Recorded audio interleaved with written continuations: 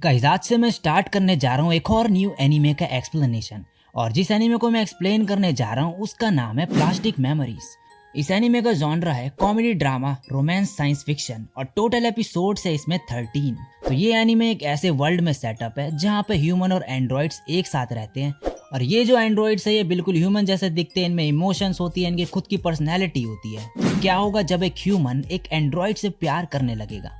तो इस एनीमे में एक ह्यूमन और एंड्रॉइड के रिलेशनशिप को दिखाया गया है और किस तरीके से दिखाया गया है और इसमें और क्या क्या चीज़ें है वो आपको इस एनीमे में देखने को मिलेगी। तो आगे की स्टोरी अगर जाननी है तो मेरे साथ वीडियो में बने रहो और इस एपिसोड को पूरा देखना। इस वीडियो में मैं एक्सप्लेन करने जा रहा हूँ इसका एपिसोड नंबर 1। तो बिना टाइम फोड़े लेट्स फ्रिकिंग बिगिन। एपिसोड के स्टार्ट में इस एनीमे का मेन कैरेक्टर दिखाया जाता है जो कि 18 साल का है और इसका नाम है सुकासा मिजुगाकी। तो ये भागते हुए एक एलिवेटर पे जाता है और मन में बोलता है पता नहीं मैं कैसे हैंडल करता अगर मेरा लाइफ स्पैन प्री डिटरमाइंड होता। और तभी वहाँ एक लड़की को देखता है जिसकी आंखों से आंसू गिर रहे होते हैं और फिर मन में बोलता है उसे देख के शायद मुझे तुमसे प्यार हो गया बिना तुम्हारा नाम जाने। और इसी के साथ इस एनीमे की शुरुआत होती है। अब मॉर्निंग में सुकासा निकल जाता है अपनी नई जॉब के लिए SAI कॉरपोरेशन पे, ऐसी कंपनी जहाँ पे एंड्रॉइड्स जिन्हें ये गिफ्टिया बोलते हैं उनकी प्रोडक्शन होती है। वो हेडक्वार्टर्स में टर्मिनल सर्विस डिपार्टमेंट के बारे में पूछता है और जहाँ से उसे सीधे हेडक्वार्टर्स के पीछे वाली जगह भेज दिया जाता है। सुकासा अंदर जाता है और खुद को इंट्रोड्यूस करता है, आसपास के लोगों को देखता है फिर वो वहां पे। तभी एक बंदा बोलता है मैं सेक्शन चीफ यामानोबे हूँ, अगर तुम्हें कोई क्वेश्चन है तो काजुकी कुवानोमी से पूछ सकते हो तुम, ये इंचार्ज है फील्ड ड्यूटी की। काजुकी बोलती है इस साल तो कोई नया बंदा आना ही नहीं था और फिर कंप्लेंट करती है कि गिफ्टिया की कमी थी यहाँ पे जिससे उसके लिए पार्टनर भी नहीं है। और जो सेक्शन चीफ होता है वो बोलता है कि जनरल मैनेजर ने इसे रिकमेंड करा तो मुझे लेना ही पड़ा इसे। सुकासा फिर बोलता है टर्मिनल सर्विस में किस तरीके का काम होता है। यामानोमे बोलता है क्या जनरल मैनेजर ने तुम्हें कुछ नहीं बताया। सुकासा बोलता है नहीं। काजुकी फिर उसे गिफ्टिया के बारे में बताती है जो ये लोग प्रोड्यूस करते हैं और इसके बाद ये सुकासा को कुछ गिफ्टिया से इंट्रोड्यूस कराते हैं जिनके नाम होते हैं कॉन्स्टेंस, शेरी और जैक। तभी एक बंदा जिसका नाम रेन है वो बोलता है मैं एक ह्यूमन हूँ। सुकासा बोलता है इनमें तो कुछ डिफरेंस ही पता नहीं चल रहा। काजुकी बोलती है गिफ्टिया का लाइफ स्पैन होता है 81,920 आवर्स जो कि एग्जैक्टली 9 ईयर्स और 4 मंथ्स है। अब वो बताती है कि जब गिफ्टिया का लाइफ स्पैन खत्म हो जाता है तो उनकी मेमोरी चले जाती है और पर्सनैलिटी में चेंजेस आने लगते हैं और वायलेंस भी क्रिएट कर सकते हैं वो। और तब टर्मिनल सर्विस ओनर के घर से उन्हें लेकर आती है और इस प्रोसेस में हम टीम का यूज करते हैं जिसमें एक ह्यूमन और एक गिफ्टिया होते हैं, लेकिन तुम्हारे साथ के लिए कोई गिफ्टिया नहीं है अभी। तभी वही लड़की जो स्टार्टिंग में दिखाई जाती है वो अंदर आती है। उसे देख के सुकासा बोलता है ये लड़की। काजुकी बोलती है क्या तुम इसे जानते हो। सुकासा बोलता है मैंने इसे देखा था कुछ टाइम पहले। यामानोमे बोलता है क्यों ना आयला को सुकासा का पार्टनर बना दिया जाए। तो इसका नाम है आयला और ये एक गिफ्टिया है। तो आयला जो है वो इस एनीमे की मेन फीमेल कैरेक्टर है। काजुकी बोलती है ये क्या बोल रहे हो तुम, और इसके अगेंस्ट होती है वो बिल्कुल ही। तभी आयला बोलती है मैं समझ गई और अब ये दोनों पार्टनर बन जाते हैं। सुकासा उससे हाथ मिलाता है और पूछता है जब तुम पहले मिली थी तो क्या देख रही थी तुम। आयला बोलती है एरर, मुझे समझ नहीं आया जो तुमने पूछा, दोबारा पूछो। सुकासा दोबारा बोलता है और उसका आंसर वही होता है। तभी जैक आ जाता है और बोलता है हे मिचिरू, ये नया बंदा तो आयरा का हाथ ही नहीं छोड़ रहा। तभी एक लड़की आती है और बोलती है आयरा तुम्हें ध्यान देना चाहिए, लगता है इस बंदे के दिमाग में गंद भरी है। और बोलती है मैं हूँ मिचिरू, मैं तुम्हें ट्रेनिंग दूंगी, यहाँ खड़े मत रहो हम बाहर जा रहे हैं। सुकासा बोलता है कहाँ। मिचिरू बोलती है एक असाइनमेंट करने और क्या। इसके बाद ये सब कार से जा रहे होते हैं। मिचिरू सुकासा से उसकी एज पूछती है। सुकासा बोलता है मैं 18 साल का हूँ। जैक बोलता है मिचिरू 17 की है। मिचिरू बोलती है मैं सीनियर हूँ यहाँ पे तो मेरे इंस्ट्रक्शन फॉलो करने पड़ेंगे तुम्हें।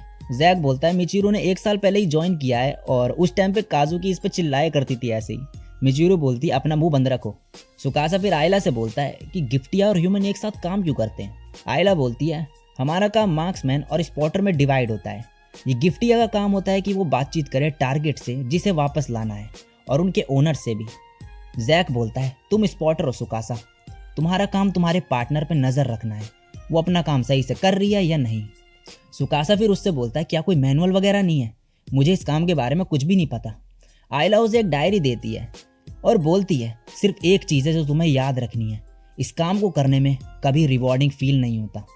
मेमोरीज को डिस्ट्रॉय कर देना, ये हमारा काम है। अब सुकासा उस डायरी को खोलता है, उसमें आयला ने रिट्रीवल टारगेट के साथ क्या क्या किया वो लिखा होता है, जो कि सुकासा के किसी काम नहीं आता। अब ये लोकेशन में पहुंच जाते हैं जहाँ पे इन्हें गिफ्टिया लाना है और जैक जाके बेल बजाता है घर की। मिचिरू बताती है कि गिफ्टिया बातचीत करने में बहुत बढ़िया होते हैं और उन्हें अपना काम अच्छे से आता है। अब जैक उस गिफ्टिया को पिक करता है जिसका नाम एडवर्ड होता है। मिचिरू बोलती है गिफ्टिया रिट्रीवल के दौरान हमें कुछ लॉस फॉलो करने होते हैं। सबसे पहले ओनर को एक एग्रीमेंट साइन करना होता है एडवांस में, और ओनर प्रेजेंट होना चाहिए रिट्रीवल के टाइम। इसके बाद गिफ्टिया को एक रिंग पहनाई जाती है और उसकी बॉडी को रख दिया जाता है, और इसी के साथ जो है गिफ्टिया का रिट्रीवल कंप्लीट हो जाता है। अब जाते टाइम सुकासा बोलता है कि ओनर का प्रेजेंट होना जरूरी क्यों है। मिचिरू बोलती है प्राइवेसी के लिए। गिफ्टिया के पास उनकी सारी मेमोरीज होती है तो वो लीक ना हो जाए, इसलिए उनका होना जरूरी है एंड तक। अब गिफ्टिया को पहुंचाने के बाद सुकासा बोलता है कि एडवर्ड में तो कोई प्रॉब्लम ही नहीं दिख रही थी। मिचिरू बोलती है अपीयरेंस से जज मत करो, अगर हम उसे 12 घंटे और छोड़ देते तो उसकी पर्सनैलिटी चेंज हो चुकी होती। और बोलती है तुम्हें यह काम आसान लग रहा होगा मगर ये है नहीं इतना। और अगले दिन ये एक और गिफ्टिया को लेने जाते हैं, मगर उसकी जो है ओनर ले जाने नहीं देती इन्हें, तो मिचिरू उसे स्किप कर देती है कुछ टाइम के लिए और बोलती है नेक्स्ट वाला मैटर तुम हैंडल करोगे। आयला ये काम कर चुकी है तो उसे इसके बारे में सब पता है।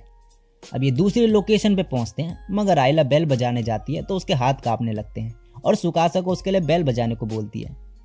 सुकासा बेल बजाता है और अंदर से ओनर अपने गिफ्टिया को लेके भाग जाता है। आयला उन्हें स्पॉट कर लेती है और उन्हें पकड़ने के लिए बिल्डिंग से जंप कर देती है, लेकिन सीधे जाके नीचे कूड़े के डब्बे में गिर जाती है। और अब नेक्स्ट सीन में यामानोबे इन्हें काम ढंग से करने को बोल रहा होता है। जो गिफ्टिया और उसका ओनर भाग रहे थे उन्हें जैक ने पकड़ लिया होता है।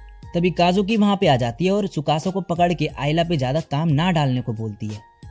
उसके बाद जो है सुकासा मिचिरू से पूछता है कि क्या आयला और काजुकी का कुछ पास्ट रिलेशन है।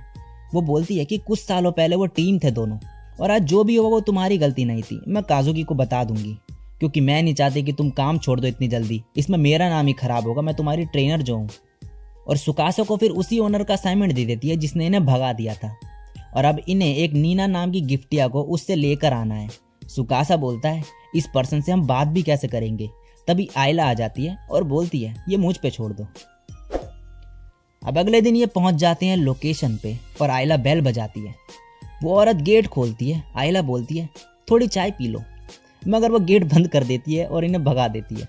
सुकासा बोलता है तो तुम्हारे दिमाग में ये था। अब अगले दिन आयला फिर आती है, लेकिन इस बार खाने के लिए भी कुछ लेकर आती है और फिर गेट बजाती है, मगर वो औरत फिर से गेट बंद करके इन्हें भगा देती है।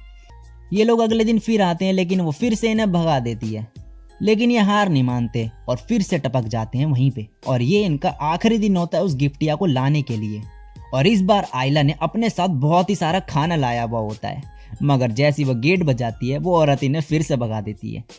ये देख के सुकासा याद करता है कि मिचिरू ने उससे कहा था कि मैं वहां शाम तक आ जाऊंगी, तो तब तक सब संभाल लेना। सुकासा बोलता है कि मुझे नहीं लगता कि हम ये हैंडल कर पाएंगे। तभी आयला साइड से कूदने का ट्राई करती है और नीचे गिर जाती है अंदर। तभी एक बच्ची उसे दिखती है। आयला बोलती है क्या तुम नीना हो? वो बोलती है हाँ। आयला बोलते है क्या थोड़ी चाय पीना चाहोगी? तभी उसकी ग्रैंडमदर आके बोलती है तुम अंदर कैसे आई, यहाँ से चले जाओ इससे पहले कि मैं पुलिस बुलाऊं। नीना बोलती है ग्रैंड माँ हम इसे भगा नहीं सकते ऐसे, एटलीस्ट इसे शार तो लेने दो। और उसकी ग्रैंडमदर फिर मान जाती है और आयला को शार लेने देती है। नीना की ग्रैंडमदर सुकासा को बोलती है यहाँ से चले जाना, जैसी तुम्हारी फ्रेंड शार ले लेगी। सुकासा उसे बोलता है वेट, उसकी सेम बॉडी तुम यूज कर सकती हो, उसकी मेमोरीज चली जाएगी और पर्सनैलिटी चेंज हो जाएगी, मगर बॉडी वही रहेगी। और उसकी ग्रैंडमदर को बोलता है कि ये लोग उसके लिए ऐसा करके दे सकते हैं उसे अगर वो चाहती है तो। मगर उसकी ग्रैंडमदर बोलती है कि नीना मेरे लिए एक फैमिली की तरह है, चाहे कुछ भी हो मैं हमेशा उसी के साथ रहूंगी। अब नीना आयला के बाल सुखा रही होती है और बोलती है सॉरी ग्रैंडमा तुम्हारे काम के बीच में आई। आयला बोलती है तुम्हें पता है कि हम तुम्हें लेने आए हैं? नीना बोलती है हाँ। आयला बोलती है कि तुम्हें डर नहीं लग रहा? नीना बोलती है किस चीज़ का? आयला बोलती है अपनी मेमोरीज और पर्सनैलिटी खो देने का। नीना बोलती है मुझे नहीं पता।